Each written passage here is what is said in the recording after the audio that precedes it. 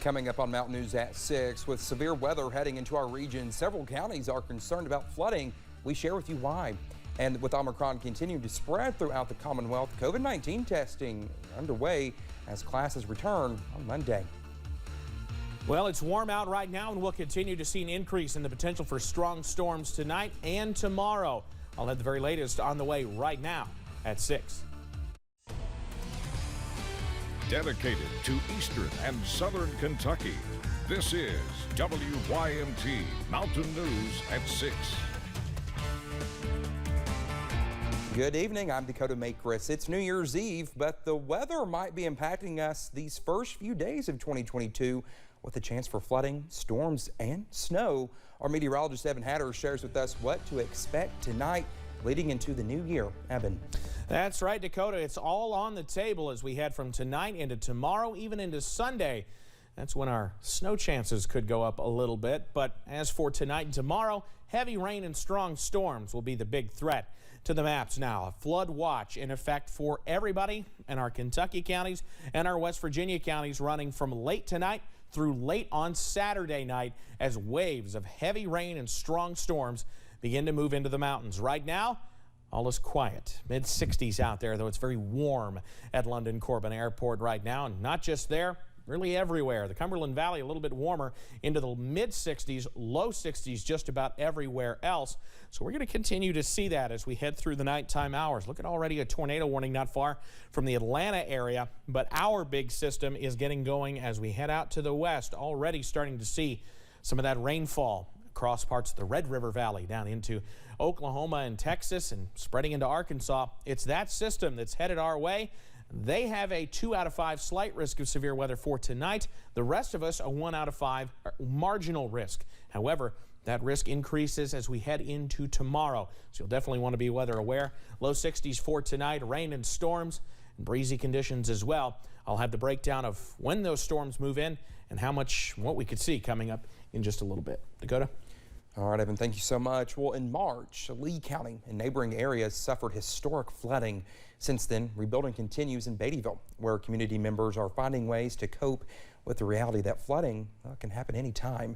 Our Zach Hawk was there as people reflect on this year's flooding and trying to look ahead to the new year. Water was up to this step right here. That's where the water was. The scars of the March flooding in Beattyville linger long after the water left. Oh, when it rains, I'm always like, I hope we don't get a lot of rain, because I'm always afraid it might flood. Yeah, it's always in your mind it might flood again. Even officials like Mayor Scott Jackson look at the weather a little differently now. Well, anytime I hear the word flooding since March the 1st, I'm always on edge, but I don't want to lose my cool. Don Begley Auto Sales, right downtown, lost 120 cars during the flooding. Begley sharing that the loss created a new sense of anxiety anytime it gets cloudy out. So we go by the weather station in Jackson, the rain gauge at Lock 14, and we kind of watch that. Each time it's going to be a bad rain and everything.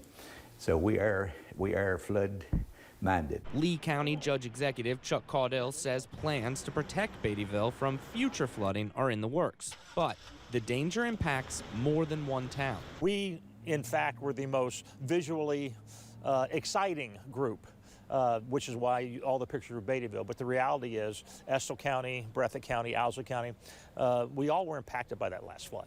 Caudill says Congressman Hal Rogers is getting the ball rolling on a plan to study the river basin and make changes to limit flooding. In the meantime, people are trying to stay positive as the rebuild continues. We really suffered from the flood, but we're building back. Everything was bad, but at the end we all see that we have learned, but we all came together. Rebuilding with one another, supporting one another, and looking forward to a new year together. In Beattyville, Zach Hawk, WYMT Mountain News.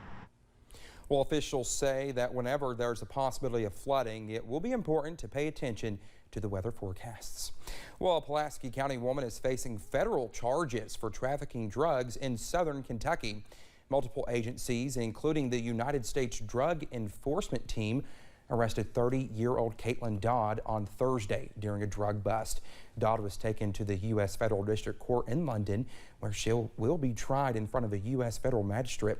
Dodd was previously arrested in November, where she and her partner were found passed out in a car while under the influence. Investigators say they were following Dodd for several months leading up to the bust. Well, troopers say they are searching for 2 suspects. Now, take a look here at your screen. That is one of them. Both suspects are believed to be involved in a burglary and a truck theft. And there is the second suspect on your screen.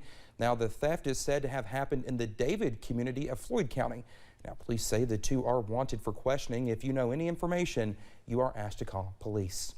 Well, a new year could mean a needed upgrade to your cell phone. Now, the FCC is requiring major companies to shut down their 3G or third-generation networks in 2022. Much older phones will be impacted, like iPhone 5s and any previous models like iPhone 4. There's also worry that rural regions may not get 5G access in time, leaving some people with no service at all. My biggest concern is our rural communities will not have the same advantage of switching to 5G as quickly as the urban ones because companies don't have the monetary incentives to move to rural areas. Well, if you think your device is out of date, you'll need to contact your provider. Well, following Christmas break, students and teachers are eager to be back in the classroom, but many are taking special precautions. Our Jordan Mullins has more from Floyd County, where the district held a COVID-19 rapid test site. He also spoke with medical professionals on how to keep students safe this semester. As COVID-19 cases begin to surge once again, COVID testing is in high demand. We know that testing centers are very congested right now. There's a large demand for testing.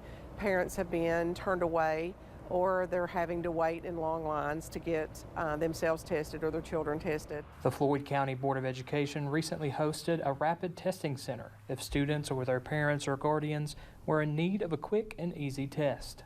I think this is not a bad idea to do testing, okay, because this at least will protect the person who's going to be in contact with and protect them from having the poor outcome. Highly encourage people to be vaccinated. I know there is a lot of uncertainty, but the science is clear. With vaccines being approved for children as young as 5 years old, many students are now eligible and can be protected. But masking is still enforced in all Floyd County school buildings and facilities. With the rising number of cases in the county and in the state, we just feel like that is the best way of protection that we can provide for kids in a school environment. Taking student safety into account, we need to care for each other and try to do what's best for the community. Vaccination and mitigation measures are complementary until hopefully we turn this awful chapter of COVID-19. One swab at a time. In Floyd County, Jordan Mullins, WYMT Mountain News. Well, Harris also said officials with the Floyd County School District do plan to have more testing center opportunities with the possibility of vaccination clinics for students in the future. Well, restaurants have been hit hard during the pandemic. They bounced back this year after restrictions were lifted. Restaurant owners are concerned about the Omicron variant. Although some restaurants were able to recoup their financial losses from last year, owners say they are still facing challenges. If it continues and it gets worse and worse and worse, I think the government is going to have to do something. And if they shut down again, the state 25, 50, or 75% capacity, of course it's going to affect us. Well, restaurant owners say if you have a reservation and choose not to dine out for COVID-related reasons, please cancel it ahead of time. The Kentucky General Assembly gavels into session next Tuesday. It will be a busy and historic session for Kentucky lawmakers.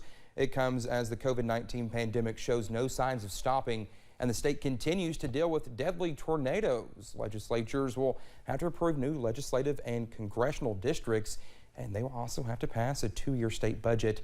Other issues that could come up include calls for more abortion restrictions and raises for teachers, state police, and other public employees. Watching more showers and storms working in the region ahead of a very strong system tonight and into tomorrow. I'll have the very latest on the way next.